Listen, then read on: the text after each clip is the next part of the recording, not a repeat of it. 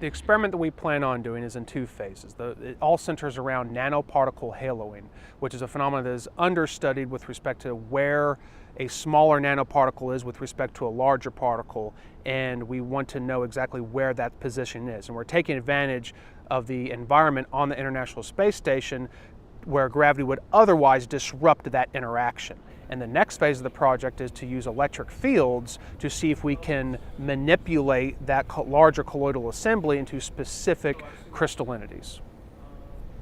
We expect to visualize the position of the smaller nanoparticle with respect to the larger particle, and there's two different theories, existing theories on where those are positioned, whether it's absorbed closer to the particle or further away, and that depends on the concentration of the nanoparticles. So we expect when we scale up the experiment for the International Space Station that it does depend on the concentration, and we don't know where that transition occurs. So we look forward to gain some insight into where that transition occurs with respect to particle concentration.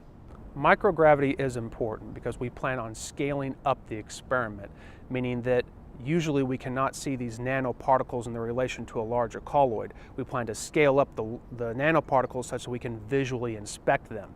And otherwise, if we did these experiments on Earth, gravity would affect that interaction. We're taking advantage of microgravity to help visualize what's going on between them.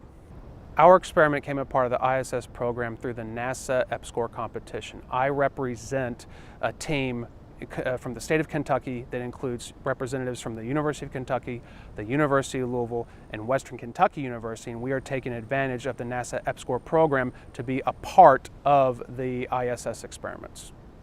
NASA Glenn helped me with this process because initially they gave some feedback from an initial NRA, and from that criticism and that constructive feedback, we were able to put together a successful proposal through the NASA EPSCoR competition. What excites me the most about this research is that we are able to take advantage of the unique microgravity environment on the International Space Station, because we can make discoveries up there that we wouldn't otherwise make on Earth.